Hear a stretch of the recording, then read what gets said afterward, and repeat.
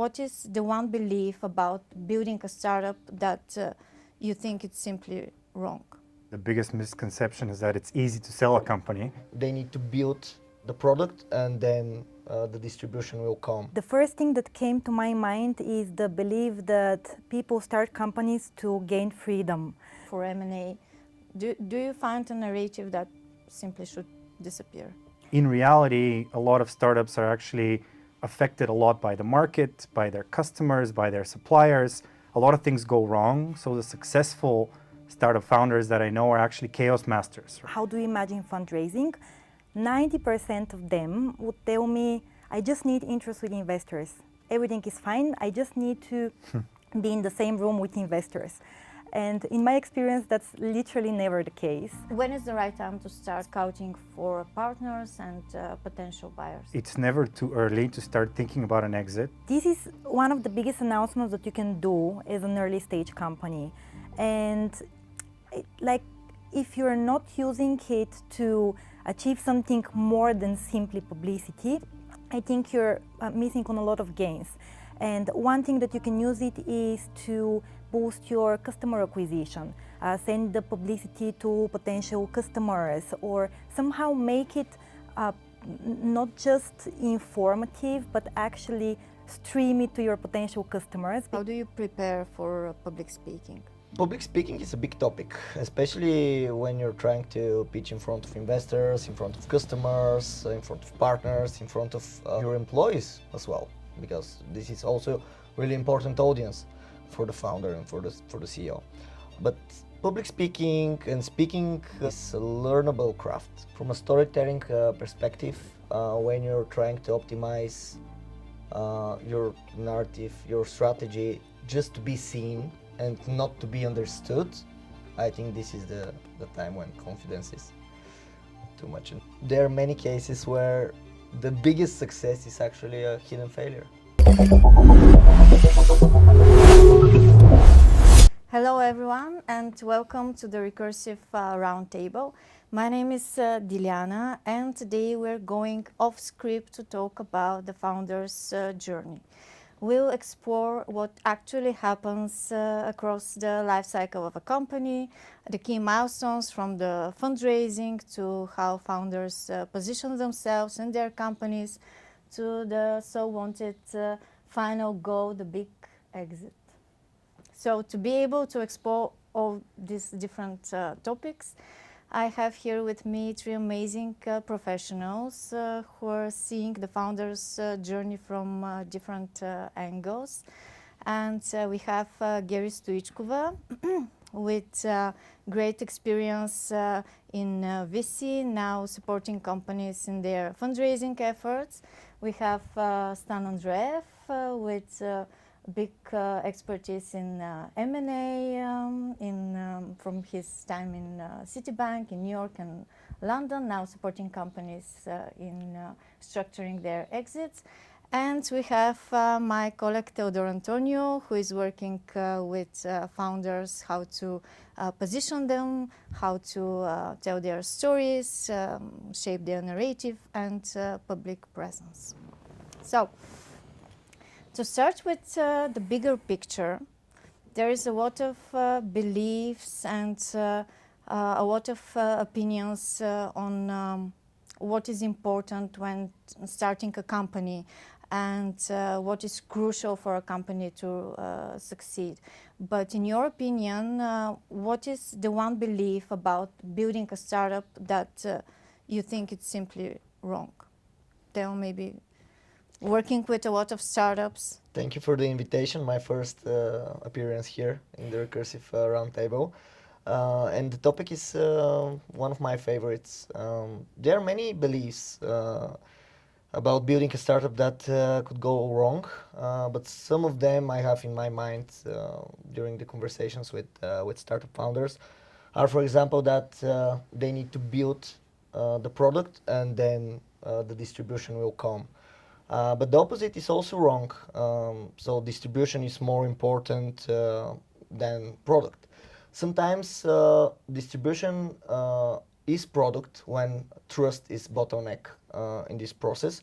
But many startup founders are doing this mistake because they are trying to find simpler choice to choose one of or another site. So basically, sometimes you can build products, for example, in the B2C area where opening physical stores is again distribution and product. So yeah, this is a common mistake I'm seeing. Yeah. Gary, in your opinion, what is the one misbelief about starting a company? I will go into a completely different direction than Theo. The first thing that came to my mind is the belief that people start companies to gain freedom. And I think that from my experience and from what I have seen, I don't know if you have heard that I became an entrepreneur so I can work 80 hours a week and not 40. And I think that's true, but it's not even just about the working hours, it is about the responsibility. Because you have responsibility for your employees afterwards, if you have investors, for your investors, and just the stress and the lack of freedom is a lot. What are your thoughts? Do you agree? Do you have some different inputs? Yeah, well, from my perspective, I was going to say the biggest misconception is that it's easy to sell a company, but I think we're going to talk about this a little bit later. In terms of entrepreneurs and founders, to me, the biggest misconception is that you have full control. As Gary said, you think you start your own company, you pick your own team, you essentially pick your own customers, you create products that you want to create. So there's an illusion of control. In reality, a lot of startups are actually affected a lot by the market, by their customers, by their suppliers.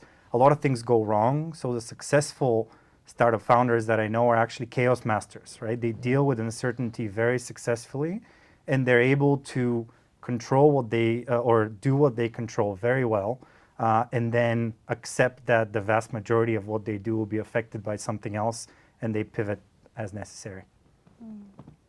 And big part of starting a company and scaling a company from the beginning is the narrative and the branding that the company is building. So having this in mind, what's narrative founders push that you wish would disappear? You're working with companies on positioning them, crafting their stories. So what's the narrative that they're pushing, but simply it's not working for them, let's say? So first I want to make clear that the narrative is an infrastructure. It's not just a copy or a message they're using. It should be built strategically. If I need to choose one, maybe nowadays with the AI and what you can do with Claude and all the possibilities on the market, this so genius founder meet for me is something that should be out of the game. This narrative of being the lone wolf, Steve Jobs type of founder, I think this is very dangerous because at some point when you're scaling your company, you need probably different people than the people that helped you to be on the 1 million ARR level. If you're trying to build a company for with 10 million ARR, probably the people will be different. So you need network, and the sole founder is closing many doors. I'm thinking in that direction more often. Yeah, thank you. And from your perspectives, working with the storytelling and narratives founders, when fundraising or presenting themselves for M&A, do you find a narrative that simply should disappear? It's in my case, it's I cannot point to a single thing that I can say this needs to be excluded. So obviously right now everybody speaks about AI, as Theo mentioned, and it's .ai, and this means that presumably your evaluation will add a 0 at the end. I wouldn't say companies have to forget about this completely, because obviously some companies really are AI companies, and this is also what right now attracts investors. I have seen various things that are considered important by founders as narrative, as storytelling, and then are read in a completely different way by investors. So for example, saying we are the first in doing XYZ. Like being the first doesn't mean that it's a needed product or the pain is there and the problem is there. Or saying no one is doing that, so like no one has solved for this, so that's why we're solving it. Again, maybe it doesn't exist because no one needs it. And I can keep on giving small examples like that. So it's not just one thing that I would say. From my perspective, I think selling, especially Central and Eastern European companies to, let's say, American buyers, the biggest gap and the biggest difference in the narrative is that some people still lack the confidence because they think, well, we're coming from Bulgaria, so we have 15 competitors elsewhere that are doing things differently, maybe better. That's changing, which is great. In the last couple of years especially, I think people are realizing that it doesn't really matter where you build as long as your product is world-class.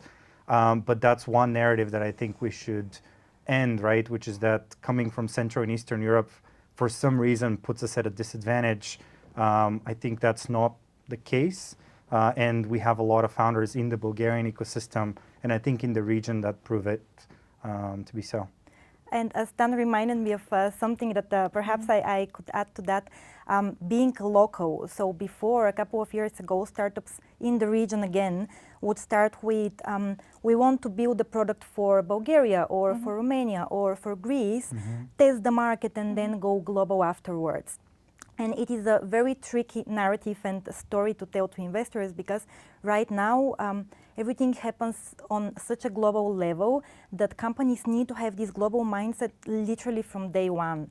And fine, your first couple of customers could be locally to test the product, but this narrative really is disregarded, and not just by investors outside of the region, but also regional investors who want to see more ambitious founders that don't limit themselves to the local ecosystem. So can we summarize that when founders are raising capital, in their storytelling and their pitches, they should include that they're aiming for a global scale, not just regional one, or depending on and who not are they just talking include to. it in the story, but actually plan for it. So actually have this global ambition. Okay. And speaking about fundraising and how to position themselves, what have you seen working with founders raising capital? Is there something that they are obsessed with, but that's not kind of working for them? Probably the two main things that I see companies over-obsess with are access to investors, like simply having interest to investors, and having the perfect pitch deck. Those are the two topics that most discussions revolve around. And on the first one, somehow many companies, when I speak with them and ask them, what are your challenges? What do you need support with? How do you imagine fundraising? 90% of them would tell me, I just need interest with investors. Everything is fine. I just need to be in the same room with investors. And in my experience, that's literally never the case. What is the case? The case is that first they need to prepare the fundamentals of the company. And in fact, not every company is VC type of company to begin with. And most of those companies are not. And then comes the preparation, if they're the right type of company, to structure the process, to prepare the materials. Yeah. And what kind of feedback do you give to companies that are not VC material? Or is there some hard truths that founders are not able to hear when raising capital? That's one of them. Yeah. How do you approach such situations? I try to start with offering the alternatives, saying this is the best type of business for a bank loan, if that's the case, or have you considered grants if they're doing something very like R&D heavy and there might be a grant? Like, have you considered different routes?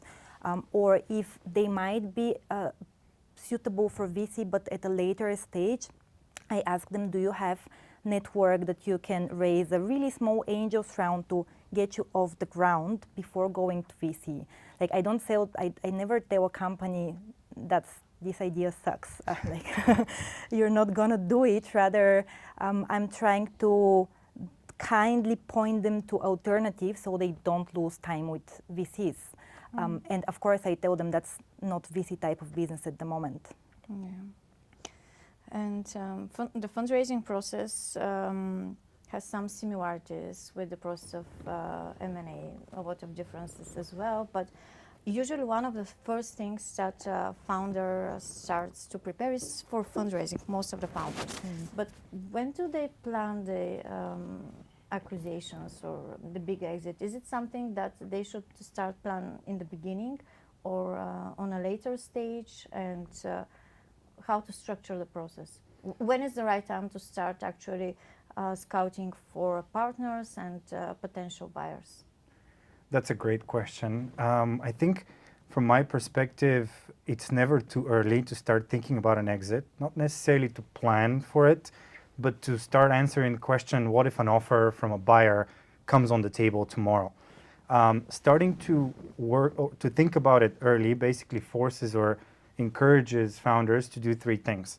One, it encourages them to reach out to the market, get to know their competitors, the bigger companies in the space, people doing something similar or something adjacent, which then helps them with finding customers, with finding partners, makes them a lot more VC friendly, for example, when fundraising, because they know exactly where they're positioned. Second, it helps them get their house in order. So if you think that at some point your internal documentation, be it contracts, be it financials, is going to be looked at by someone externally, then you get a lot more diligent about how you put it together. Our biggest challenge is with companies that start an exit process and then we discover that what's kind of behind the curtain is very difficult to sell. That's actually what kills a lot of M&A processes, unfortunately. And three, I think it aligns incentives between the key stakeholders.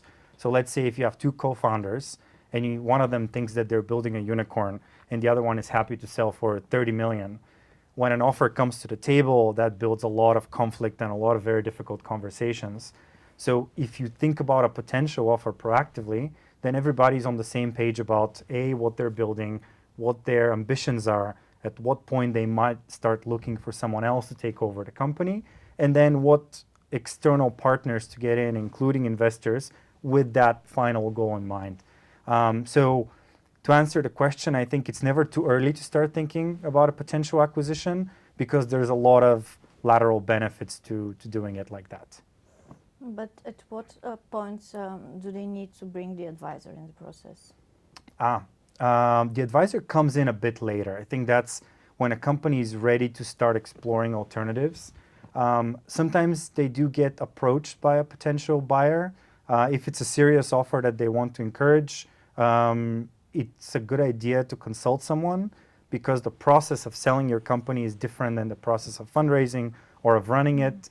And oftentimes being in a process is very time consuming and difficult.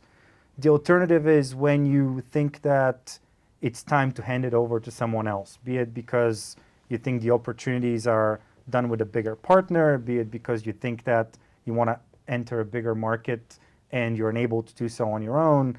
There could be many reasons, but when the decision is made with a plan to start pursuing in, let's say, 6 to 12 months, it's a good idea to engage a consultant or an advisor to start preparing and make sure you're ready when that milestone hits. Yeah, and this kind of milestone and the one on fundraising, these are processes that actually go hand to hand with a lot of publicity usually. And on the M&As mostly happens after the deal, but on the fundraising sometimes it's good for the company to build presence in media when it's fundraising. So from your perspective, what are the common mistakes founders do when they're announcing big milestones, for example, big exit or fundraised? Most of our customers, they are announcing their fundraising rounds, and we're trying to navigate the narrative in a way to skip this mistake of announcing the amount and not what the money actually buys. Probably 80 or 90% of the announcements are pretty similar. You're announcing the amount, the investors, a honey quote about the future, but we can't understand from this announcement some news about the business development. For example, you can use the fundraising round because many news outlets, they are interested, of course, in the amount. This is the news, the number. But at the end of the day, you can use that to try to understand if a concrete market is reacting to your solution. A common mistake in the region. Let's have Bulgaria as an example. I think, especially for a pre-seed and seed rounds, we talked about the global from day one perspective. Use the announcement to push the narrative in different media outlets, not just on the Bulgarian market. You can try to open the Romanian one or the Croatian one with this announcement. So I think many founders needs to think in this direction. Yeah, we should say that a founder need to have a clear goal when doing some kind of announcements, not just for the ego and publicity, but actually to have a strategy behind that. For example, opening a market, building for future, fundraising, something like that. Yeah. I can add a point to that. This is one of the biggest announcements that you can do as an early stage company, and if you're not using it to achieve something more than simply publicity, I think you're missing on a lot of gains. And one thing that you can use it is to boost your customer acquisition, send the publicity to potential customers, or somehow make it not just informative, but actually stream it to your potential customers, because having onboarded investors adds a lot of credibility to companies, especially in early stages. So this is what I would do if I am announcing, trying to somehow use the announcement to onboard more clients. Yeah. And from the VC perspective, how it's usually perceived, a lot of publicity before, after the round? Is there too much publicity? Is it a right publicity? You can add to that as well, the right kind of publicity. Yeah, I think there might be too much publicity when you see that founders are at every single event, every single interview they take, and at some point you start wondering when they are building the company. But that said, I'm a big believer that it actually helps businesses a lot when their founders are active on social media, when they do have some publicity, because it helps people get to know them before, and investors as well. And we can see this in the region. There are some people that were also here on the podcast. Ilya from Juma, everybody probably follows him on LinkedIn. Then Marto and Tarali from ClearCure doing this as well. Maya Zotanova has been doing this for a long time with Find Me Cure, and many others. And in Europe, you see Antonio Sika, and everybody's speaking about Lovable. And I think both things go hand in hand. So I really believe that linking the founder journey and the founder story with the brand helps a lot. And in today's world where we have so much information overload, it is what people trust more. And by people, I also mean clients and investors. And here maybe I can add, because Gary mentioned Ilya, on the opposite, the other founder who was in the round table back then was Stu Vasiliev, and he is trying to be more in the shadows, let's say. But at the end of the day, with the pre-seed announcement of Papercut, they managed to win publicity in many different markets where they're trying to hire business development people, and that helped a lot in this game. So it's really interesting how you structured the fundraising announcement, something that you don't need to do, I think so, because there are such examples to start the campaign before the round. Actually, there are some startups that are trying to build visibility about the fact that they are fundraising. And I think they're losing a lot with such strategy. Yeah, but is there a point when actually all of this playing the game, you know, the PR, the fundraising, the positioning is actually working against the founder or hurting the companies, the core activity of the company? Ego. I think at some point some founders are really focused on their personal brands because it's something that is boosting your ego, your dopamine. It's easier to have 10x on your followers on LinkedIn for a quarter in comparison to 10x your revenue. Customer. Yeah. So basically, I think this is where it's too much. Yeah. Absolutely. +1 on the vanity metric thing.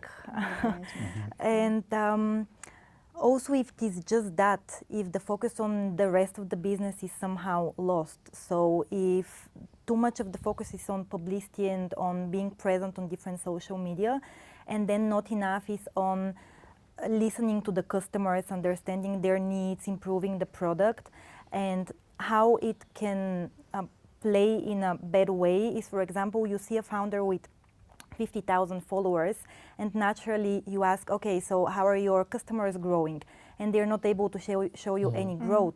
So this is a huge red flag because it means that the product obviously doesn't work if they have such a big audience that they're not able to convert.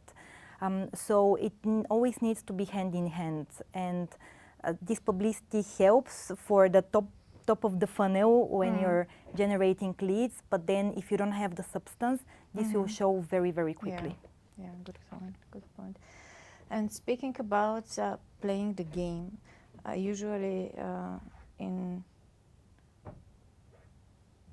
founders' life, there is in the startup there is a speaking about playing the game. Usually there is a lot of players in a startup life cycle. For example, we have the founders themselves, but we have also the investors, the advisors. So where do investors, advisors, and founders constantly misunderstand each other?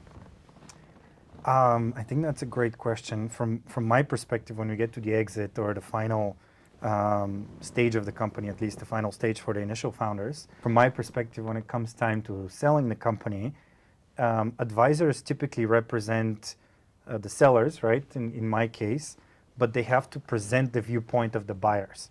In front of every company, obviously, at any point, there's a range of outcomes. So from the most optimistic one to the most pessimistic one. Founders typically tend to see the most optimistic one, and they believe in it as if it's true. That's, of course, a great trait because that makes them great founders. The new buyers typically see the most pessimistic one because they're taking over a company that they don't know much about, that they have to become the new management of, right? So they're worried about red flags, they're worried about things that could trip them down the line. So the biggest misunderstanding is kind of seeing those two trajectories and seeing them as the real truth. And the job of a good advisor is to reconcile those two, right? To give founders a good perspective of why the new strategic or financial buyers are seeing the risks, how to explain why the company is well positioned, how to not be offended by somebody saying that, you know, this or that might go wrong. Eventually, those two views have to be merged, and they have to be merged in a way that makes for a good deal. That's partly what we do, but also it's part of the evolution of founders who have to accept that their view is not the only one, and they have to adapt to the viewpoints of others, especially important new stakeholders. Yeah. And Gary, from your perspective, Yes. what's the common misunderstanding between advisors, founders, and investors? My perspective is different. It's very interesting to hear from Stan as well, because it's earlier stage, so I would focus more on the informational asymmetries between investors and founders and advisors. And what I have seen is that, for example, founders, unless they have raised multiple rounds before or they come from VC themselves, they rarely understand the process and how venture capital works. So they don't really know what VCs are after, how they make decisions, what goes into the entire decision-making process. Sometimes why they say no. They also don't know what to expect from the process, like how many meetings, what materials, what is a cap table. There's so many things that they don't understand. It's like a black box. From the investor point of view, sometimes it's the opposite, because their day-to-day job is related with tons of meetings with founders, and sometimes those meetings become a bit templatized, if I can say so. So they might assume that founders are already prepared and know what to expect, which is not the case. And when advisors get in the middle, founders sometimes expect that they can completely outsource fundraising to advisors, which is not how it works at all for pre-seed, seed, Series A, because as opposed to hiring advisors, for example, to fill out your grant application, venture capital investing is 100% relationship-based investment. So the VCs don't care to see me as a third party to the company. They care to meet with the founders and connect with them, understand them, see if they have this gut feeling about investing in them. So it's not a process that can be outsourced. Rather, advisors can be on the backside. They can help with this informational asymmetry by helping with materials, clarifying the process, but it cannot be outsourced. And many founders that I have worked with and seen, the successful ones, like all of the successful ones, say fundraising is a full-time job for a period. And even when they work with advisors, it is still a full-time job for a period. And what or who is usually driving the decision to sell a company? The founder, the investor, or the situation? In the best possible scenario, it's actually a full alignment, right? So people have realized that the founders have given it all, and they've reached a stage where there could be a better owner of the company. I think the bad situations are typically when one or the other party is pushing for it, but there's misalignment. So if your investors, for example, are pushing you to sell, and you really don't want to, that's not a great situation. If you're still the majority owner, of course, you can block it, but that creates for conflicts internally. If they own the majority of the company and force you to do it, that's typically because there's something going wrong. And a good M&A process and a good sale happens when all the parties are aligned and the company's on a good trajectory, so that the new owner can, of course, capture some of these opportunities and, quote unquote, everybody's happy. I think when one or the other party is pushing, but there's a severe misalignment, that typically means that it's not a great time to sell. Stan, do you have many examples of that when investors push the companies to sell? I think that's usually when there's been a few funding rounds, and so the stake of the founders is lower. The company has raised a lot of money and fails to meet the expectations that have progressively increased with the subsequent funding rounds. So in a way, investors are saying, well, maybe now there's a better owner, so we should either cut our losses or get some sort of a return because we don't think our full return is going to be there. The founders, of course, believe in themselves and in the company, so they don't think it's the right time. But it's not after one round when the opportunity looks great. I think it's after a couple of rounds when there's a misalignment between the growth expectations that investors are having and that founders are having amongst themselves. And what is a wrong motivation to decide to sell a company? I think when the opportunity has run out. So that's actually a common misconception. Sometimes people say, well, this company did great. Now we're starting to do poorly. We're losing customers. Our business is declining. So they call me up and they say, well, I have this company I've been running kind of to the ground. Let's sell it. It's important to keep in mind that, of course, the buyer is buying the future of the company, not the past. So they don't particularly care about what happened in the past. They don't benefit much from it. So anytime you feel that for some reason the growth is not going to be there, your company is going to lose margins, it's going to lose customers, or there's a big structural shift where the business is no longer viable, is when people start kind of panically trying to sell. It's also a terrible time to sell because, of course, if you think that the future is bleak, then somebody with no information thinks that the future is 10 times bleaker, makes my job impossible, and also is not an optimal outcome for anybody. And what comes after the exit? So what surprises founders the most emotionally when they sell their companies? A lot of publicity. I think that's it's almost inevitable. So when there's a big exit, which is significant, a lot of people pay attention. In my case, what surprises them more emotionally is the process itself. It's a long, involved, almost full-time job, right? With a good advisor is hopefully a part-time job, so the business doesn't start deteriorating. But everything takes time, and so the best exit processes are with founders who have armed themselves with patience. I think after the exit, typically they find themselves with a lot more time than they have had before. And so in my case, people start doing subsequent ventures because it's usually people who have great energy, and so they can't just sit still. Yeah. And they know the process. Yeah, exactly. I'm irrelevant the next time around. And on the fundraising, they can add exited founder, which multiplies their chances of successful raise. Yeah, for the next venture. We're speaking a lot about publicity, and I would like to wrap up the conversation with how to actually build your public presence. And can you say that some people are born speakers or great presenters? Is it a skill that you can actually learn, Theo? And how do you, for example, you yourself, how do you prepare for public speaking? So public speaking is a big topic, especially when you're trying to pitch in front of investors, in front of customers, in front of partners, in front of your employees as well, because this is also really important audience for the founder and for the CEO.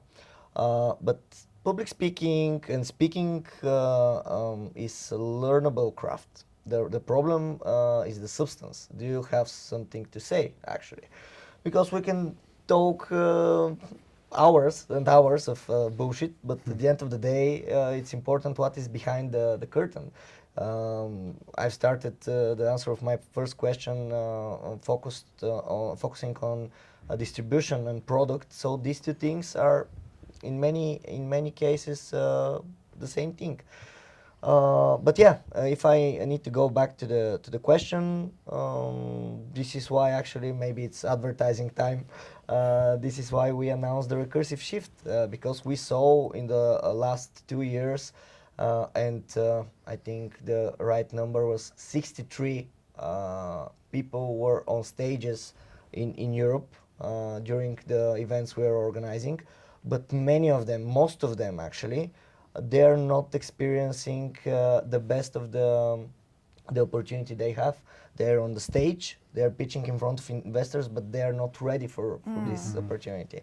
So they need to train themselves. The good thing is that it's not just talent. You can train This is that. my question, whether this is a skill that you can do a actually lot. learn. You can do a lot. Yeah, by practicing By as well. practicing.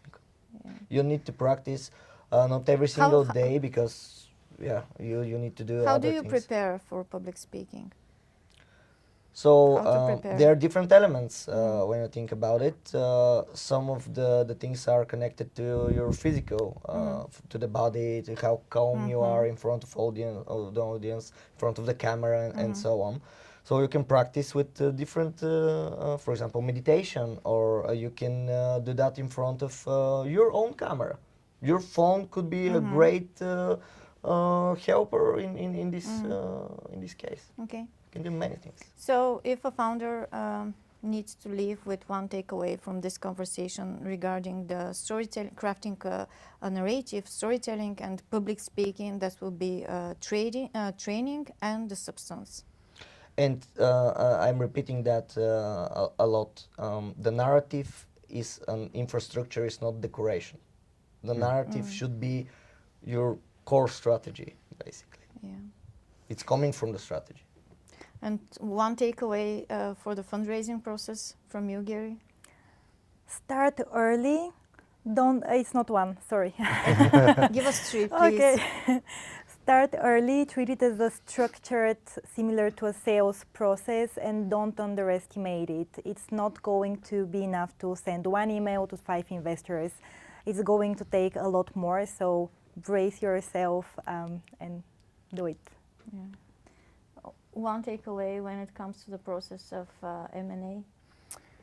Be patient, I think. It takes time, it takes structured and coordinated effort, and it takes a lot of work from the company to do it the right way. So I think the more patient and prepared founders are the ones that get the best results. Amazing. Do you have questions for each other? 100% we have questions. Yeah. Yeah, Want to maybe explore we something should start more? with the fire rounds. Yeah.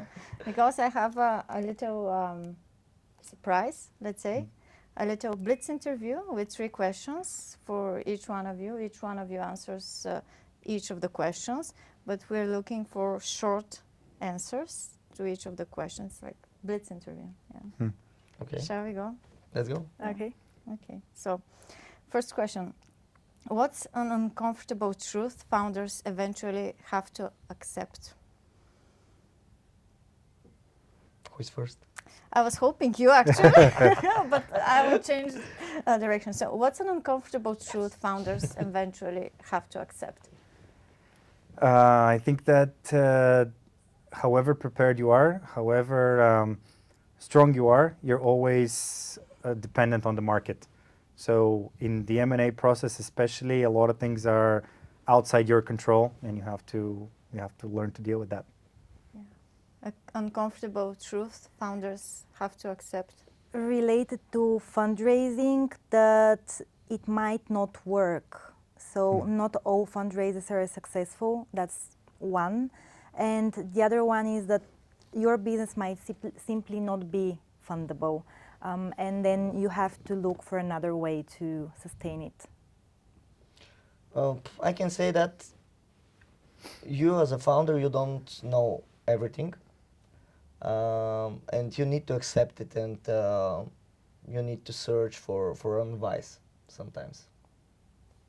That's a good one. When does confidence become a red flag? I think well supported, real honest confidence is never a red flag. It actually, I've seen in sales processes people be tested of how confident they are behind they know.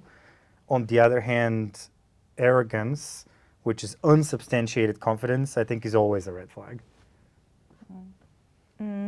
And in my point of view, there is confidence and there is overconfidence. You called it arrogance. And I think it becomes a red flag when you stop being able to listen to feedback and listen to people criticizing or accepting different opinions because you believe, okay, I know everything, I'm that confident. From a storytelling perspective, when you're trying to optimize your narrative, your strategy, just to be seen and not to be understood, I think this is the time when confidence is too much and you need to rethink what you're doing.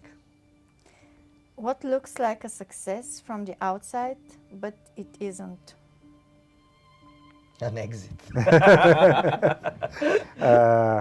Yeah, I mean, you wouldn't expect me to say this, but I think exits are typically hailed as a big success, and there's publicity around it. But not every exit is. You typically have to look through the fine print. One thing we always say is that structure is important. So the headline number might not always reflect the economic reality.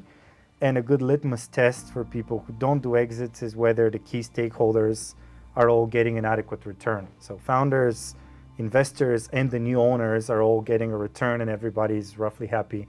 If there's one side that has to give a sacrificial lamb, then it might not be as great a deal as it might appear.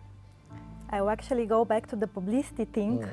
So I would say to like many followers or likes or whatever sort of engagement on social media, it might look as a success, but it is very rarely directly related with actual success metrics. It's in many cases just vanity. Exactly. If you think about crisis PR, most of the cases you're trying to create a success from the failure. So there are many cases where the biggest success is actually a hidden failure. It's communication. Okay. Well, thank you very much for joining. Yeah. It was a Looking pleasure. forward to seeing many success stories, actually. A lot of fundraising opportunities, successful fundraising opportunities, big titles, but a lot of substance behind them, and a lot of success stories with exits from Bulgarian companies. Okay. Thank you.